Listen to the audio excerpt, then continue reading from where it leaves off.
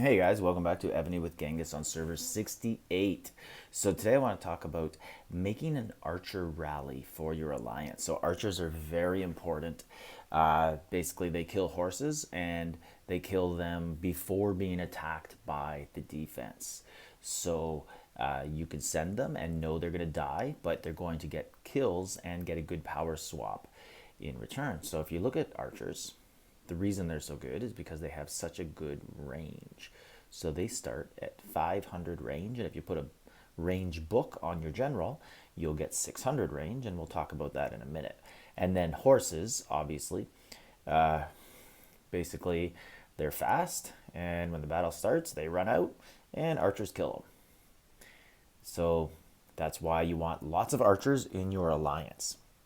So when you're making your troops, if you look at mine here, I am pretty heavy archers, or pretty good at archers. I'm actually fallen behind a little bit just because I let my other troops catch up so that I could protect my horses and my archers, and I want to make more siege and ground. But this month, I'm focusing on archers again. I'm hoping to add quite a lot to the top layers. I'd like to add at least 1.5 million T12s, get that in there, and we'll talk a little bit more about that why in a minute. So first thing you got to do when you're becoming a participant in your alliance for archer rallies is pick a good general. So in the tavern, there's really only one free general that is worth it. And is he Japanese or Chinese? Li Shimin is who I'm looking for right here. He's the best archer general in the tavern. He's free. He's a little outdated, so he's not as good as the other guys that you'll get later in the game, like Alfred or Simeon, Tamiris, Electra. There's also one more who is pretty decent in the tavern, and that's this guy, Edward the Black Prince. He's also okay. Nothing special, but he'll get the job done, and that's it. You're just not going to be the top archer general guy in your alliance, but only one person can be that. And if you're one of the people just joining the rally, that's all good too. Those people are needed also. Just going to kill a thief for somebody. And anyways, so we will now look at archer books that you need to put on. So if you go at the general rankings here, you can see basically many of the top generals here are archer generals. Lots of Tamirises here. There's an Electra, some Alfred the Great. If we scroll down, there will be more Alfred the Greats, and not many Simeon the Great. Some Minamotos. Simeon the Great. It's weird. He is an excellent general, but I think he just had bad luck because he's almost as good as Alfred, but he had bad luck in terms of the timing that he was released. So Alfred was released, if I recall this correctly. Alfred was released, and then the very next event, Simeon was released, but Alfred was so much better than everybody else that everybody who were coiners or ever wanted to coined that event to get Alfred. And then the next event, Simeon came out, and people just kind of overlooked him. And I guess they didn't need him, maybe, because they already had Alfred. I don't know, but Simeon is awesome. He's almost as good as Alfred. But you got to look at the gear books that you're going to put on your generals. And first thing we'll look at here is there's two books you need to put on your general right away. Range attack and range troop bonus. These are two things you absolutely have to add to your range general. Now you're going to have some generals, such as Minamoto, cannot take an attack book because he has attack already on this skill. But you got to put the bonus, and then it's up to you what you put, defense or HP. For me personally, I go HP, attack, and range bonus. And the reason why I do that is because, so let's find my general down here and I'll show you. So the reason I go with HP over defense is because HP is bigger than defense for archers. We'll show you that graphic right here. So HP is a higher number as it is for any troop. And my thought process is that archers are going to die anyways. So whether they have defense or HP, defense just keeps them from getting to the hospital. But HP, they'll fight longer in the battle. And they'll die, right? But they'll get maybe an extra round or two in if I went with defense. That's my thinking. I could be wrong, but most people seem to go with HP. So I don't know if they agree with my logic, but they agree with the reason, with the end result, which is to put HP book. So always go with attack and additional range book, and then HP or defense. And obviously, if you can't go with attack, then you just go with HP and defense. Now, the next thing that you have to do is a march. Okay, so you have to set up a preset. So for me, my number 5 preset is archers. I have my Tamiris on here. So when I see a target or I see a rally and I want to join, all I gotta do is tap 5 and then hit send or hit join rally. See if there's a rally up that I could do that with. Yeah, so this one I'd hit number 5 and then I would hit join rally, right? So I'm selecting number 5. I have my preset, and then I would hit join. But I'm not going to join like that with this because this is a monster rally, not a PvP rally. But going back to the preset, so I have my preset here, and I've done my layers, okay? So I have this to save time for the video. So I just put 55 in every layer. Some people put 1,000, some people put 100. My personal opinion is that there just has to be some troop there. It doesn't have to be a set amount, and that is just going to make it so that T1s will fight T1s in the first round, T2s will fight T2s in the first round, T3s will fight T3s in the first round, rather than all those T1s and 2s and 3s and 4s ganging up on your T12s because you didn't have any layers. So now, when I make my layers, once I get up to T8 of the given troop, I like to go with that. So I just add a couple 5s to it, 5,500. And then at level 9, I just add a little bit more, 12,500. And now here at level 10 is where I really start to increase. And I actually put every single siege at all my levels, 10 through 14. I give them 5,555. And no reason other than it's just easy to add to the 5,5. So let's go back down to I'm at tier 10 right now. And I'm going to give 25,000 to the archers.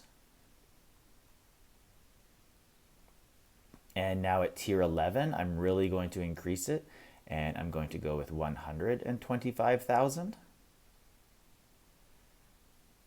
And then tier 12, I'm going to leave blank right now. Tier 13, I'm going to put 425,000. And then here's where we need to talk about something, okay? So I only have 1.3 million T14, but I have 2.5 million T13. And then I have 3.5 million T13. So what I really have to keep in mind here is after the first rally, if I put 300,000 or 400,000 T14 and then they die, that means realistically I only have 2 more marches left of T14s because I have 1.3 million. I would have just killed 30% of them, would have just died, right? So I don't want that. I want to have an equal number in the troops in terms of a percentage where I can send 7 marches that are the same or 5 marches that are the same before it starts to change my layers. Because if I have 0 T14 left available and they're dead, the computer, the simulator, is just going to add more T13s. They're going to make 800 instead of 400 to make up for that loss of the T14s. And you don't want that to happen because then what happens is your lower layers start to die faster. So you have to keep it even and know your limits. So maybe you have to sit out an archer rally once in a while. Don't join them all. Maybe You just ghost and you sit there and you wait for a rally that's more available for you, right? Maybe your alliance is filling the rallies all the time and you just sit back and say, okay, guys, you know what? I'll start to fill the later rallies. So you have to keep in mind that your troops die and you want to keep your march the exact same. It happens to me a lot. So that's why I'm going to start pushing archers again on building troops, because it happens to me where after about 7 or 8 rallies, all of a sudden my troops don't look like this anymore. I might only have that many 12s in it, and then my 11s, boom, they're maxed. They're like all the way up there at 600,000, 700,000, and that's not something that I really want to be happening. So another thing that you have to do is you have to have a good rally hall for your alliance. So whoever is leading your rallies should have a max rally hall. I do not have a max rally hall. Uh, I'm going to max it this month. I have been doing it just one level per month for the last little while, because I've either been in an alliance where I was not the main rally setter, or we just didn't have enough to fill a rally. And we as an alliance right now are right at the point where we're filling rallies all the time and we're sending people back, so we can use that extra room to fill it, especially in Chalons where they had the 2 extra rally halls. I was sending about 11.5 million per rally, and we were filling it easily. And the max rally haul is 11.7 million, so I'm just going to fill that. That's just a commitment I'll make. I was planning to do it maybe over 2 months, but it's something that I think we're ready for now, so I'm just going to fill it, finish that building and do that. But you guys should also do that as well, at least up to your level, right? If you guys are only K33s, you're on a newer server, then you can only get to 33. That's good. That'll be relevant to your opponent's size. Now, the final thing to talk about in Archer rallies is your buffs. So you should always be putting on your buffs, right? And check them 1 hour into the battlefield. Add 20% to attack, add 20% to defense, 20% to HP. I personally, if I have some other extra ones, 50%, but they only last 10 minutes. And I have this one that only is 30% for an hour, but I use them at special times. So for me, for a special time, I used all these 30% ones in Chalons. I thought it was worth it, great for the team, and it's a special battlefield. I don't use them in just regular battlefields too often. I do save them. And these 50%ers, I don't know what I'm saving them for. I guess I'm saving them maybe for the dream moment where if I ever make All Stars or something, then I would just use them. I don't know, but I don't know if I'll ever make All Stars, and I don't know if I ever really care to try and push it. But if I made it, obviously I'd be happy. But it's a difficult thing to do. And then the other thing is your Monarch Gear. So if you equip your Monarch Gear right there, 50% more attack for me. Some people way more, some people less. 50% more HP and defense. Now the key here for Monarch Gear is it only has to be changed before the target lands. So you don't have to change it before you join. So if your alliance has 2 or 3 rallies going on at a time and you join them all with different troops, that's okay. You could change your Monarch Gear right before it hits the target, and you are safe to have your buffs in the attack. You should try and get Monarch Gear 8, 9, 10 around that level. It's very important.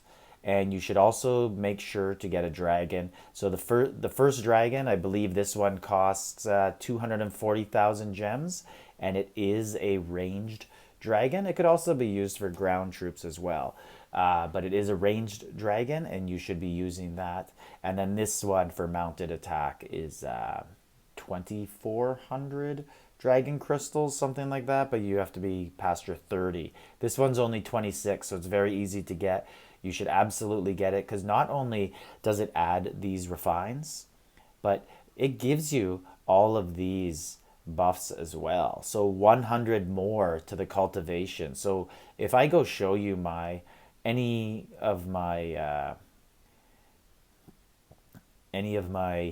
generals that have a dragon, this yellow stuff, right? This, oh, we'll go one more over here. This is a better shot of it. But these yellow, those are dragon buffs, right? And you want those because they will really increase what is on your general. And then you look at these two guys as well, and they both get added up 100 each, right?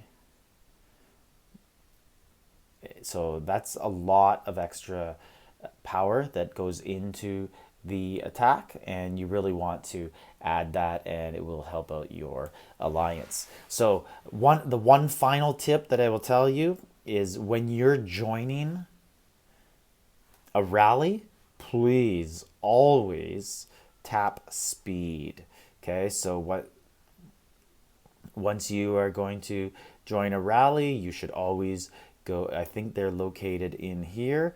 Yeah, so don't be afraid to use those. Tap at least one to join a rally because it's so important to join quick, because as quick as you make your rally, trust me, the defense is trying to fill that defensive castle with ground troops to defend against it. So you got to get there faster. And then you could do little tricks, like you could put a rally on a different person on their alliance, hope that they send reinforcements there, and then hit the other guy. So there's different things you can do to distract the enemy, but at the end of the day, you got to join your rally fast and you got to send it fast. So that's my tips for building archer rallies within your alliance. Let me know if you have any other tips in the comments. And that'd be great for other people to learn from other people as well, and have a little discussion. Join the Discord. We can talk in there, and that's it. This is Genghis, server 68. Like, subscribe, leave a comment.